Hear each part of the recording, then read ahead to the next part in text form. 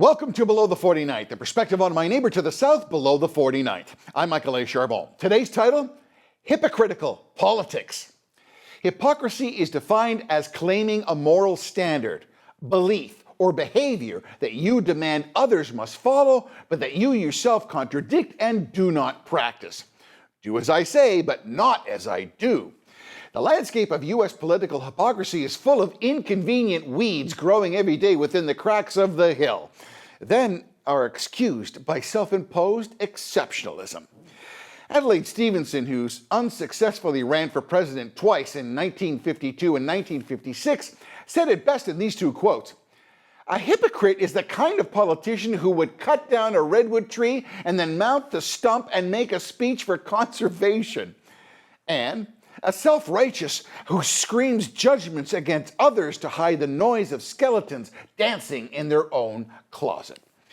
Remember the French Laundry dinner in California where the governor mandated masks? Don't have a family Thanksgiving dinner. Too many people. Oh, but that was for the others, not him.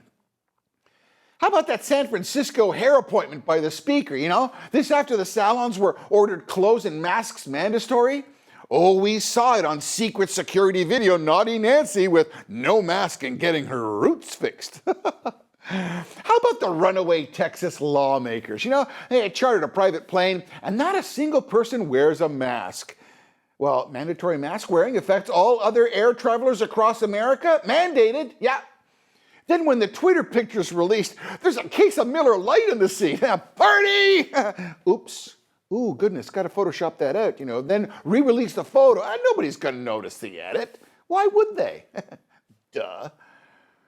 But the optics aren't convenient, nor is the fact that some 6 out of the cast of these Texas runaways who were unmasked on the Hill created a super spreader event of COVID on the Hill. Yeah, to the point that the giggling VP went to Walter Reed for unknown reasons, just a impromptu checkup. Yeah, just checking.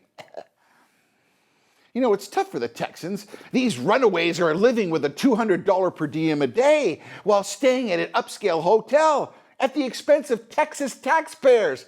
Then display their unmentionable laundry hanging on the curtain rod there to dry to show their sacrifice, of course. $200 a day. That's a heck of a lot of Subway sandwiches, don't you think? Wonder. Let's consider the cancellation of the USXL pipeline based on the environment. Ignoring millions of dollars of international contracts, over 10,000 US jobs eliminated, family livelihoods destroyed in an executive action, just sign it away, of a pipeline that wanted to connect to existing US lines to feed US refineries that need the oil. No, that's the wrong idea. An action which then jeopardizes US energy self-sufficiency. And now Americans are paying $4 a gallon. Beautiful. But the same insane administration endorses a gas pipeline from Russia to Germany, which was objected to by the last 2 presidents and the administrations. Oh, it's not even endorsed by Poland and Ukraine. Great politics. Oh, but this administration will allow Russia, the upper hand in Europe to supply Germany with natural gas, thereby undermining U.S. firms from selling their gas and destabilizing Europe while filling Russian coffers. What a great idea. Speaking of natural gas, let's reflect on the media and their one-sided investigation forces when it comes to a laptop with damaging emails. Where the heck is Hunter now? Oh, a laptop reported to allegedly contain potential evidence of implied impropriety, a story that was never covered by the mainstream media. Trickle, trickle, trickle. Oh, but he's painting with watercolors now, selling his creations for hundreds of thousands of dollars. Of course he is. What an artist. I remember an email scandal where 30,000 subpoenaed emails magically disappeared as 2 servers were evident in a complete contravention of state requirements to maintain government servers for security. Yeah. How about running an election on immigration reform? That sounds good, doesn't it? And letting potentially over 2 million undocumented illegal aliens into the country. Come on in. Grab a box of Miller Lite, where secretly planes are filled with illegals fly the interior cities so as not to overload the border cities and make the invasion really obvious. Just push them out. You remember that, America, don't you? That announcement? The news reports and the flights? about deploying the illegal aliens in your states? You remember that, don't you? Not even close. So here we are, on the 6-month anniversary of the current administration, as illegal immigration stats since March, they're only up 246%. Yeah, just in June, the number was some small 188,000 people. Then consider an 80% infection rate amongst the non-vaccinated. That's not alarming. Wonder if those people were wearing masks when they flew at 3 a.m. at night. Now the government is talking about amnesty for all.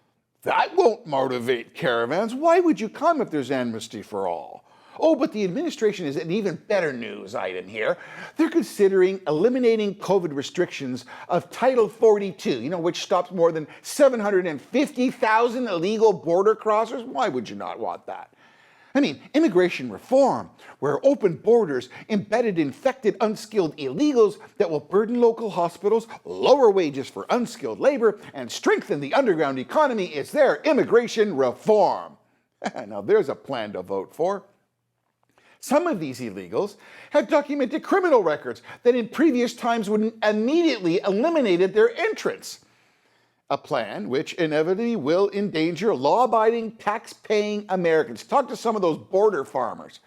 How about the voter ID laws on the giggling VP who says that rural African Americans don't have a Kinko's near them, a photocopy their ID because they don't have ID? Yeah, she's actually right, though. There hasn't been a Kinko's in the U.S. since 2003. Oh, and don't discount the frustration and insulting innuendos forwarded towards African Americans who she says, gosh, don't have ID or use it every day. No. Funny how those disenfranchised African American voter numbers rose in the last election. Pew Research, remember those guys? They noted that blacks did vote in 2020. Over 30 million were eligible to vote. Up 11.5% from 2000, representing 12.5% of the U.S. electorate. Still no sign of any Kinko's, though. Finally, the real beauty of hypocritical politics, the defund police movement, and the systemic destruction and disenfranchisement of law enforcement. The lack of the rule of law has disproportionately affected which community? Ding, ding, ding, ding, ding. Black communities. What a terrible stat. Then add the fact that the Blue Party had the giggling VP at one point raising money to bail out looters and rioters and arsonists last summer. Come on, it's a little fiery, just a little bit of looting. Plus the bonus of the blue-run states that cities then call for bail reform. That sounds good, right? Yeah, no cash bail. Charge them and immediately release them. Maybe don't charge them, just release them. This while they prop up California district attorneys to not charge misdemeanor crimes like shoplifting and Proposition 47. There's another beauty. So now we see brazen shoplifting of thieves walking out of stores with stolen loot, knowing full well that they will not be stopped nor charged. So stores are closing. Now as the country is experiencing unprecedented crime waves and numbers that they've never seen before, people are becoming desperate. All this just in time for undocumented illegal immigrants unable to work legally, some under the threat of death to harm families demanding a pay for cartel bills for transport. While illegal drug numbers and overdoses are seeing record numbers, boy, this is encouraging. Yeah, it's a great time to unify all of us with these fun facts to bring us together. I guess the giggler in Washington thinks that they're all going to get a job at Xerox or Kinko's. Not so much. Pile on the biased media coverage who refuses to show the images of either the border or shoplifting because, well, it's just contrary to the talking points of change, And goodness, who is in the business of actually reporting the news nowadays anyways, except a very select few?